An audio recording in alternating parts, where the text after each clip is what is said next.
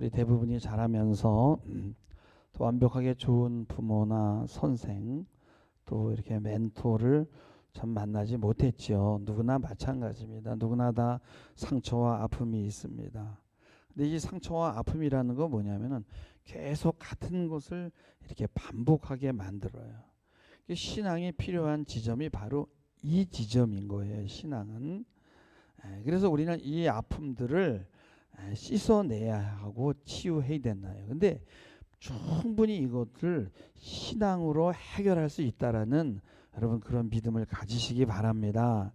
주님의 선한 인도를 믿기만 하면은 반드시 하나님의 인도가 있게 됩니다. 뭐 해아래 무슨 새 곳이 있겠어. 목사님들 설교하는 거 맨날 똑같지. 그런 생각을 내려놓으시고 눈과 귀와 마음을 열어놓어야 돼요.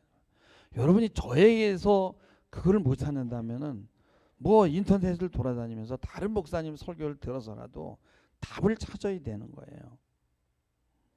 주님의 선한 인도를 믿기만 하면 반드시 좋은 인도가 있단 말입니다. 건강한 의존을 하게 되면은요, 건강한 독립을 할 수 있거든요.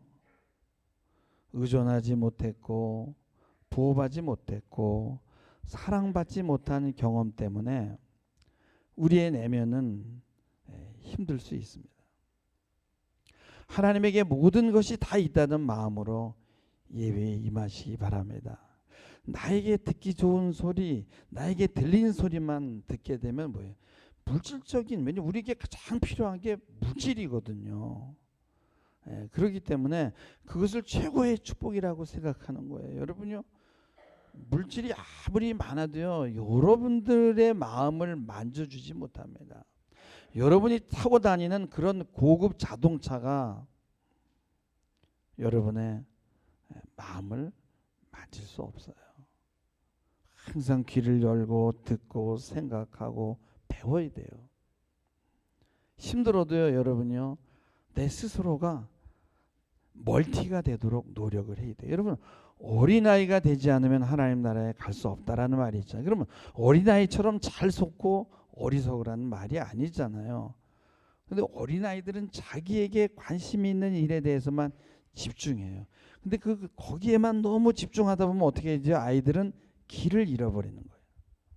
근데 아이가 크면 어떻게 돼요? 자기가 집중하는 일을 하면서도 전체를 살피잖아요. 그래서 고린도전서 14장 20절에 보면은 형제들아 지혜는 아이가 되지 말라 그랬어요. 지성의 영역에서는 아이처럼 되지 말라는 거예요. 근데 악에는 어린아이처럼 되라. 그러니까 순수하라는 거죠. 지혜는 어떻게 해요? 장성한 사람이 되라는 거예요. 또 마태복음 10장 16절에 보면은 너희는 뱀같이 지혜롭고 비둘기같이 순결하라고 말씀하는 거예요. 그래서 아이의 이 마음과 어른의 머리를 갖춰야 돼요. 근데 아이의 가슴은 항상 아마추어입니다. 그러나 지혜에 있어서는 프로가 돼야 되는 거예요. 아이처럼 순진하게 마음을 열고 듣고 배워야만 거짓을 분별할 수 있는 지혜를 얻게 되는 것입니다. 여러분, 기계가요 무리하지 않게 작동하기 위해서는 어떻게 됩니까? 항상 기계를 사면 그 옆에 어떻게 돼요? 매뉴얼이 따라옵니다. 그래서 그 매뉴얼대로 움직여야 되고요. 또 하나는 뭐냐면 그 기계는 항상 윤활유가 필요해요. 왜냐하면 이 윤활유가 없게 되면 기계가 돌다가 마찰을 견디지 못해서 열이 나서 파손되게 되고 멈추게 된다는 거예요. 우리 인간을 기계에 비유하는 거는 좀 무리하긴 하지만 이해하기 쉽게 기계라고 한번 가정해 봅시다. 인간이란 이 기계를 잘 움직이게 만드는 매뉴얼이 뭐예요? 성경 말씀이잖아요.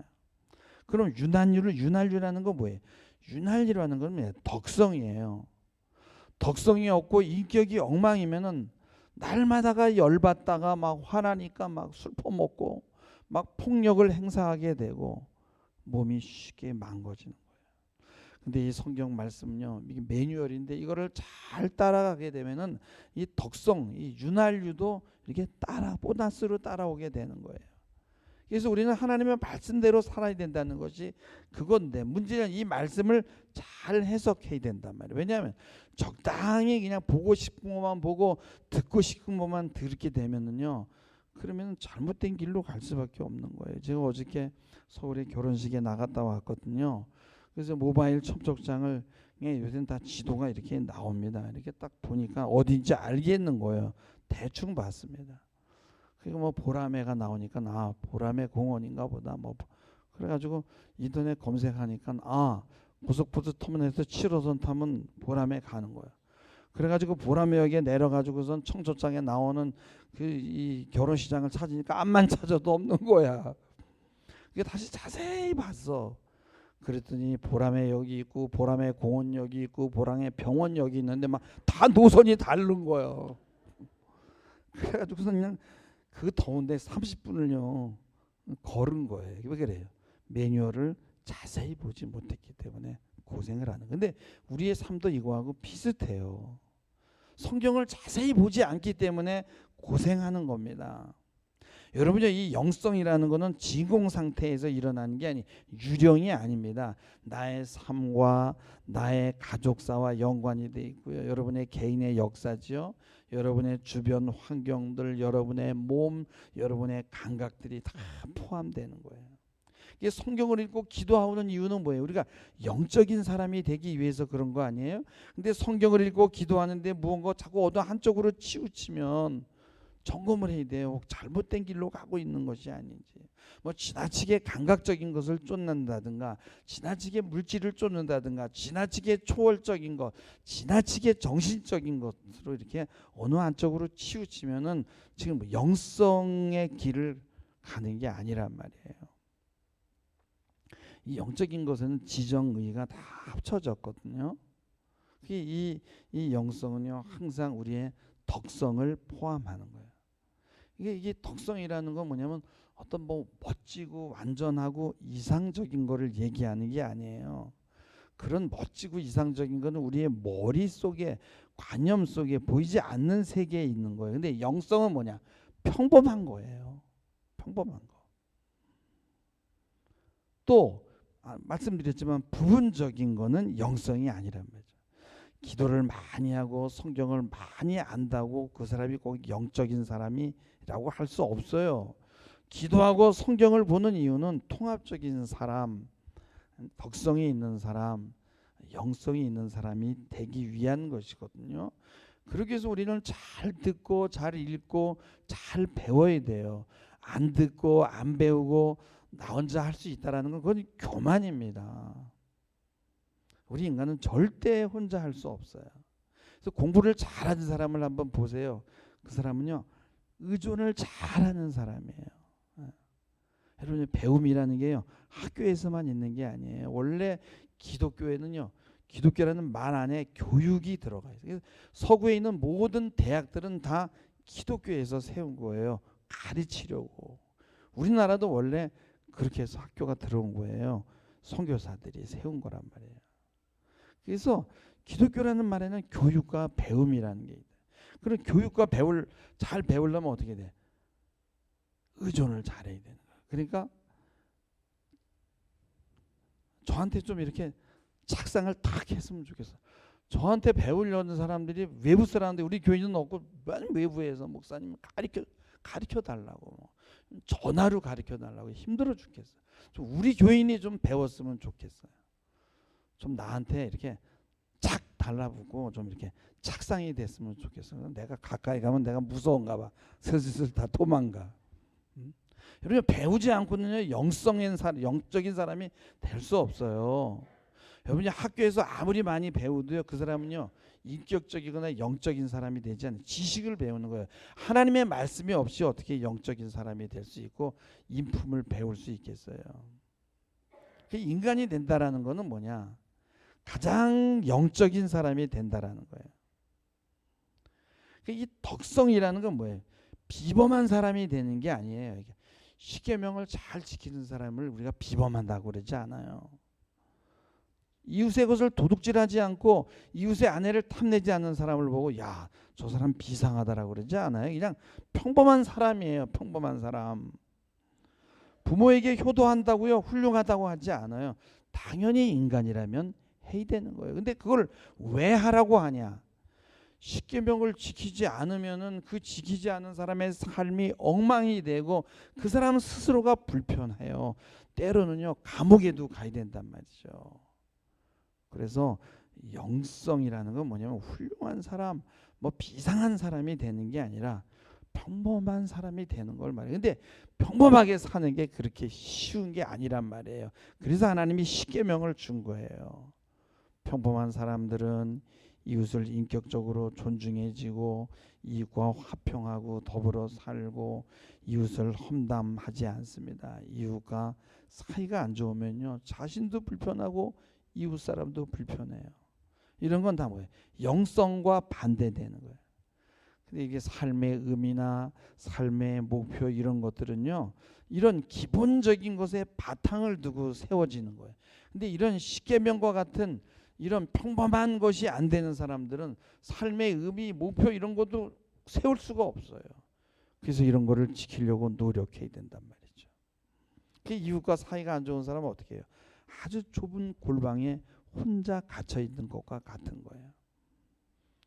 기본이 안 되면은 너무나 많은 것들이 막 혼동스러워요. 그래서 우리가 복음이 있는 거는 믿고 천국 가는 것만 있는 게 아니라는 거예요. 오늘 말씀, 그래서 형제들아 어찌할까? 너희가 모일 때는 각각 찬송시도 있고 가르치는 말씀도 있고 계시도 있고 방언도 있고 통역도 있다. 이게 다 뭐냐?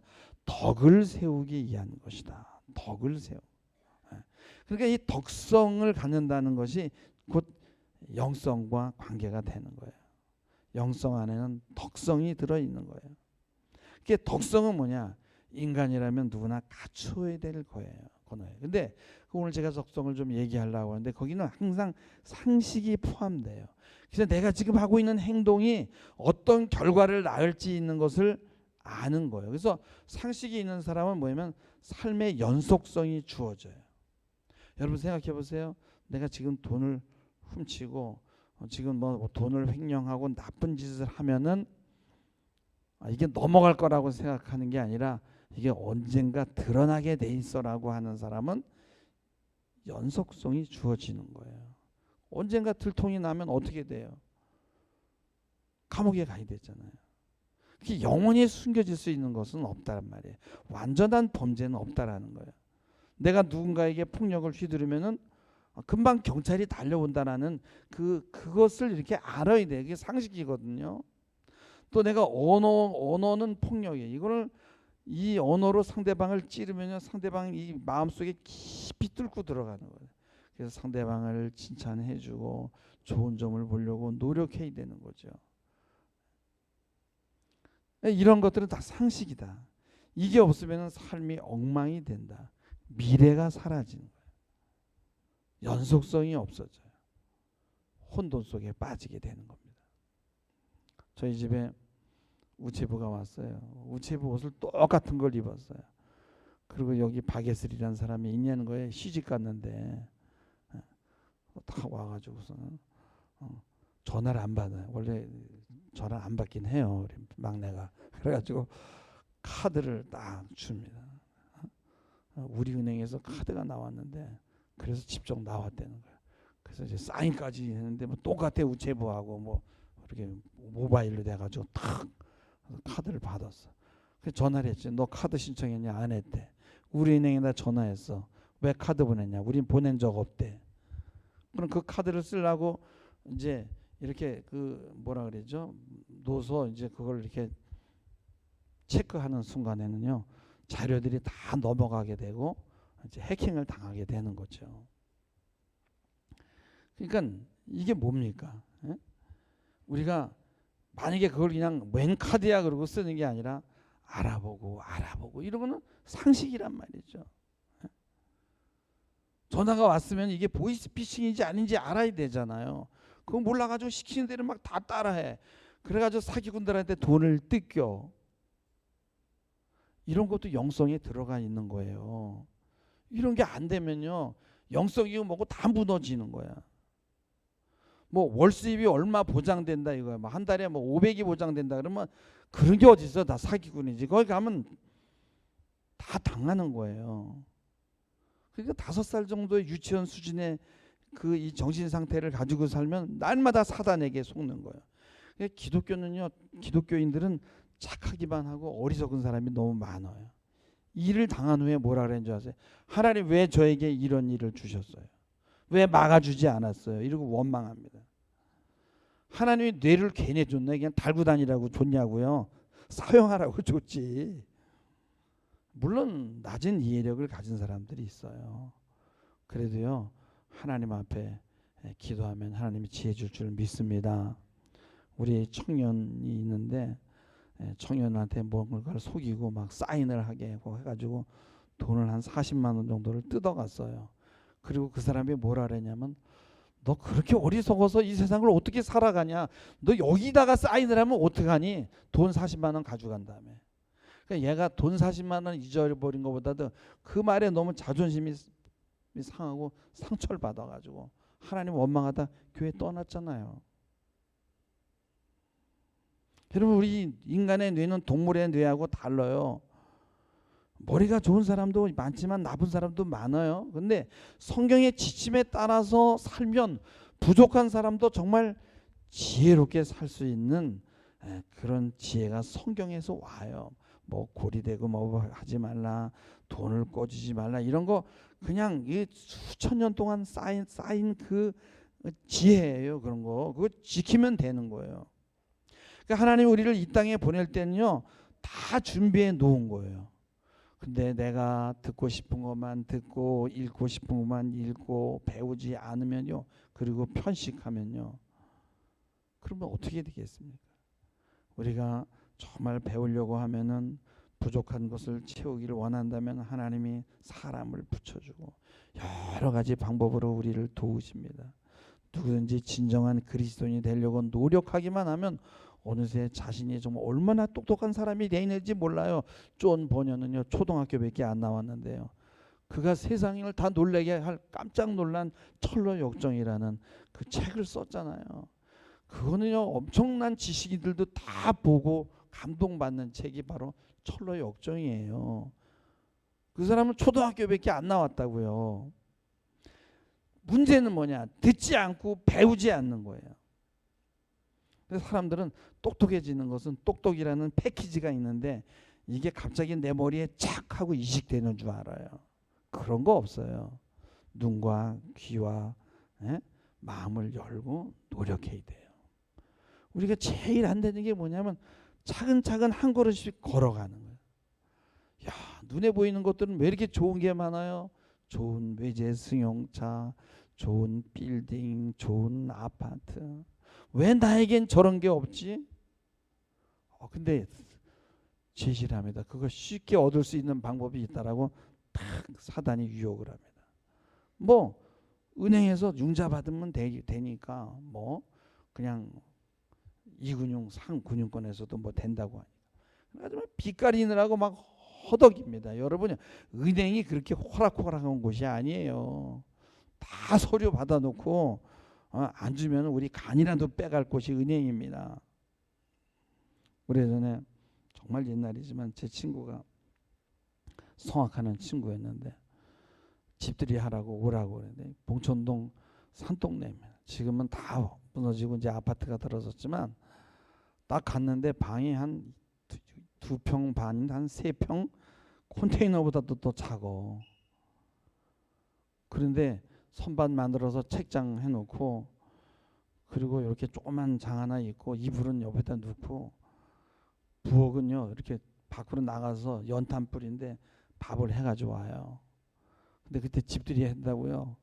그냥 진짜 그냥 뭐 김치찌개하고 뭐 콩장하고 멸치 이렇게 갖다 놓고 그래도 참 성의가 따뜻하고 맛은 있더라고. 그리고 집들이를 했는데 5명이 갔는데 뭐 앉을 틈이 없어 딱딱 붙어가지고. 근데 이 친구가 대학교 조교를 하는데 뭐 조교 월급이 얼마나 되나요? 근데 뭐 은행에 뭐 이자가 나가 뭐 월세가 나가 그냥 돈 조금 결혼식 때 들어온 가지고서는 그 방을 얻은 거요. 그래가지고서는 맨날 돈을 모아가지고 나중에는 이제 조금 더 큰 집으로 이사가고, 그리고 뭐 이제 조교가 된 다음에 또 조금 높은 지위로 가고 뭐 이래가지고 나중에 대구에 총장이 돼가지고 내가 거기 가봤는데 얼마나 크고 멋진 집에서 사는지 몰라. 근데 그게 오늘 하루아침에 간 게 아니라 차분히 간 거예요. 차분차분하게 차근차근하게 가면 거기까지 갈 수 있거든요. 근데 사람들은 그런 차근차근이라는 과정을 안 밟고 자꾸만 건너뛰려고 하는 거예요. 우선 당장 남들이 나를 좀 어떻게 봐주는가에 관심을 갖는 거예요. 그런 거 신경 쓰지 말고 내가 불편하면 안 된다는 거예요. 한 달이 얼마나 빨리 돌아옵니까? 여러분, 이자 내는 게 얼마나 힘든지 몰라요. 여러분, G.O.D라는 그 옛날에 한 25년 전에 그 그룹이 있잖아요. 그 사람들이 부른 촛불 하나라는 노래 가사를 보면은요, 거기에 이런 내용이 나와요. 너무 어두워 길이 보이지 않아. 내게 있는 건 성냥 하나와 촛불 하나. 이 작은 촛불 하나 가지고 뭘 해? 촛불 하나 켠다고 어둠이 달아나나? 저 멀리 보이는 화려한 불빛, 어둠 속에서 발버둥 치는 나의 이 몸짓, 불빛 향해서 저 빛을 향해서 날고 싶어도 날 수 없는 이 날갯짓. 하지만 그렇지 않아. 작은 촛불 하나 켜보면 달라지는 게 너무나 많아. 아무것도 없다고 믿었던 내 주위에는 또 다른 초 하나가 놓여 있었기에 불을 밝히니 촛불 2개가 되고 그 빛으로 다른 초를 또 찾고 3개가 되고 4개가 되고. 이런 것들은 왜 찬송가에 없는지 모르겠어요.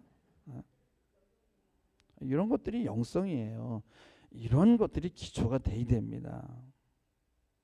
또 말씀드리는 거는 우리가 참된 영성을 갖기 위해서는 균형 감각이 필요해요. 먼저는 나 자신에 대해서 균형 감각을 가져야 되거든요. 이 땅에 얼마나 좋은 게 많아요. 그것들은 다 좋다고 마냥 누릴 수 있는 게 아니에요. 절제해야 돼요.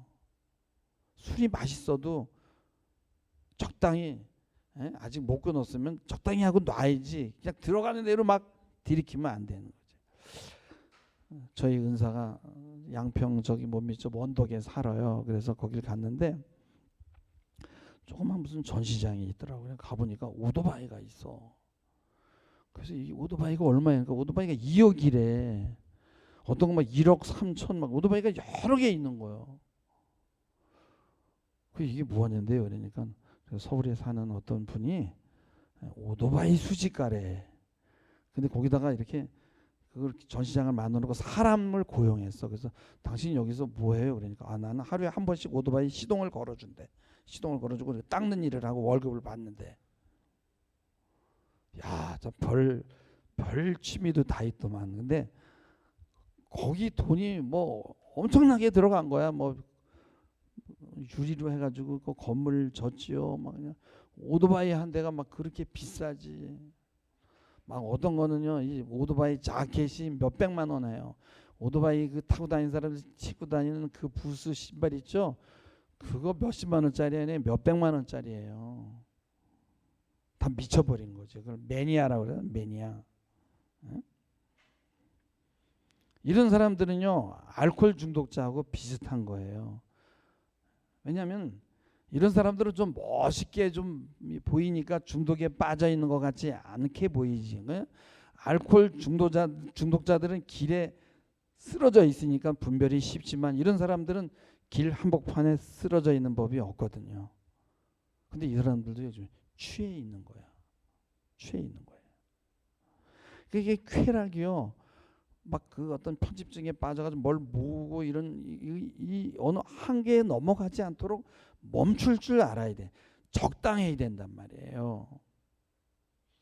그건 방법이 어디냐? 매뉴얼을 봐야 되는 거예요. 성경 말씀을 여러분이 붙들게 되면 그런 짓을 안 하게 된단 말이죠. 그래서 아리스토텔레스라는 철학가가 자기 아들이 니코마스거든요. 그래서 자기 아들을 보라고 니코마스 윤리학이라는 책을 썼는데 그 내용이 뭐냐면 남지도 않고 모자르지도 않고 부자도 나쁘고 가난도 나쁘고 중간이 가장 어렵다. 중간. 중용을 유지하도록 하라라고 쓴 책이야. 그래서 우리나라에도 뭐예요? 과유불급이다 하면 모자란 것이 넘치는 것보다 낫다는 거예요. 예? 적당한 것은 뭐야? 인품을 말하는 거예요.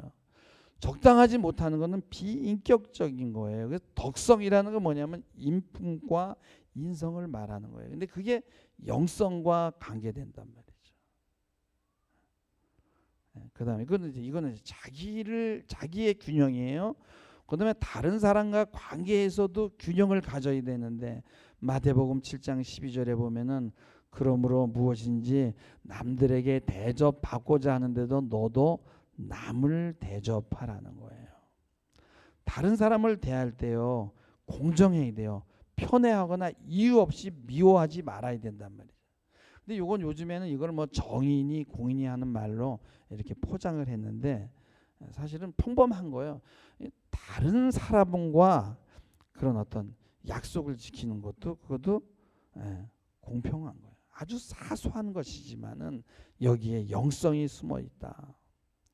또 마지막으로 영성의 사람이 되기 위해서는 뭐냐면 어둠의 터널을 잘 지나가야 된다는 거예요. 이 어둠의 터널에서 예외적인 사람은 없어요. 제가 저기 그 강진 옆에 장흥에 한강의 아버지 한승원의 그 해산 토굴이라는 데를 가봤거든요. 근데 그 토굴은 뭐냐면 낮춰서 이 집을 낮춰서 자기 토굴에서 글을 썼다라는 이제 그런 표현이에요. 해산의 고통과 같은 그런 말이 아닌가 싶은데. 근데 그분의 그 이 문학 작품들이 전부 보면 이 삶의 고통을 이겨내면서 쓴 글들이더라고요. 그 사람의 연보를 보니까 뭐 학교 교사는 옛날에는 월급이 좁았나 봐요. 10남매쯤 되는 것 같아. 집안의 가장으로 막 책임지고 먹여 살려야 되고 그러니까 선생님 월급까지 안 되니까 막 글을 쓰다가 그런 훌륭한 사람이 된 거죠. 근데 또 그 자녀가 한강이 또 노벨상을 받지 않았습니까? 야, 이게 그냥 나온 게 아니구나. 한 걸음씩 한 걸음씩 가서 거기까지 간 거구나 하는 그런 생각이 들더라고요. 그리고 어떤 일이 안 될 때는 낙심하지 말고 기도하면서 그 문제의 답이 어딘지 찾아내고 배우고 귀를 열고 이렇게 해야 되는 거예요. 이런 것들이 영성이에요. 그래서 영어로는 그릿이라고 그래요. 그게 뭐냐면 투지, 기계. 나도 할 수 있어. 나도 할 수 있어. 그래서 오늘 말씀을 다시 한번 정리해드리면은 우리가 참된 영성을 갖기 위해서는 아주 기본적인 상식이 있어야 된다라는 거와 그다음에 내 삶 스스로가 균형 있는 삶, 절제하는 삶을 살아야 된다는 거예요. 어떤 선이 있는데 그 선을 넘지 말아야 되고 또 내 이웃과의 관계에서도 어떤 공정한 관계를 가져야 된다는 거예요. 그 다음에는 어려움을 잘 버티고 헤쳐나가는 사람이 돼야만 진정한 영성의 사람이라는 것이고 이것을 덕성이라고 바꿀 수도 있고요. 다른 말로 하면 인품으로 얘기할 수 있어요. 이런 것들이 다 영성 안에 들어가 있습니다. 천국에 가면 분쟁도 없고 욕망할 일도 없을 텐데 거기 가면 공정이니 정인이 하는 말도 필요 없을 텐데 죽으면 이런 거 배워가지고 다 내려놓고 가야 되는데 그걸 왜 배워야 돼? 라고 의문을 가질 수 있어요. 저도 의문입니다. 근데 분명한 거는 이 땅에서 하나님께서 이렇게 훈련하는 이유가 있을 거예요. 에베소서 5장 27절에 보면은 자기 앞에 영광스러운 교회로 세우사 티나 주름 잡힌 것이나 이런 것들이 없이 거룩하고 흠이 없게 하려 하심이라고 이렇게 말씀합니다. 하나님이 왜 우리에게 인격 됨됨이를 요구하는지는 하나님 나라에 가봐야 알 수 있을 것 같아요.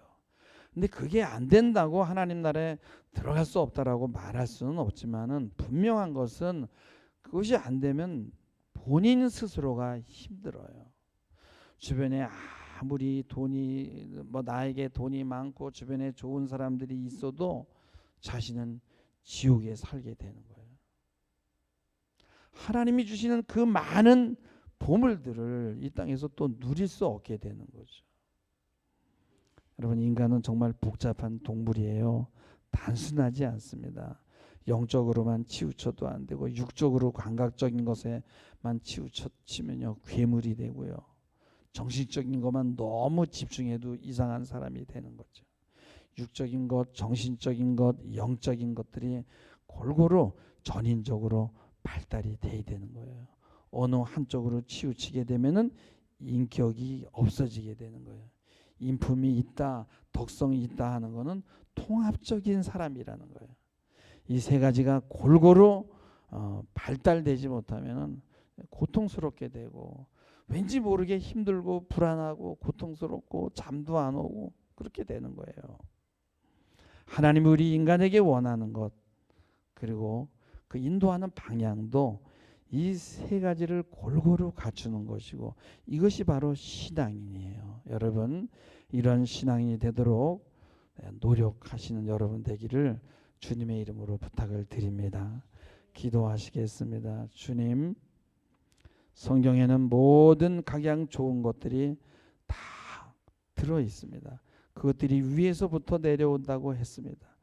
갖고 싶은 것만 가지려고 하고 듣고 싶은 것만 보고 싶은 것만 보는 편식에 빠지지 않게 하시고 나에 대해서 이웃에 대해서 균형과 절제를 갖게 하시고 분별력을 주셔서 이 복잡하고 험난한 세상을 잘 살아낼 수 있는 인품과 덕성 그러한 영성을 소유하는 지혜로운 자가 다 될 수 있도록 하나님 우리를 인도하여 주시옵소서. 감사하며 예수님의 이름으로 기도하옵나이다. 아멘.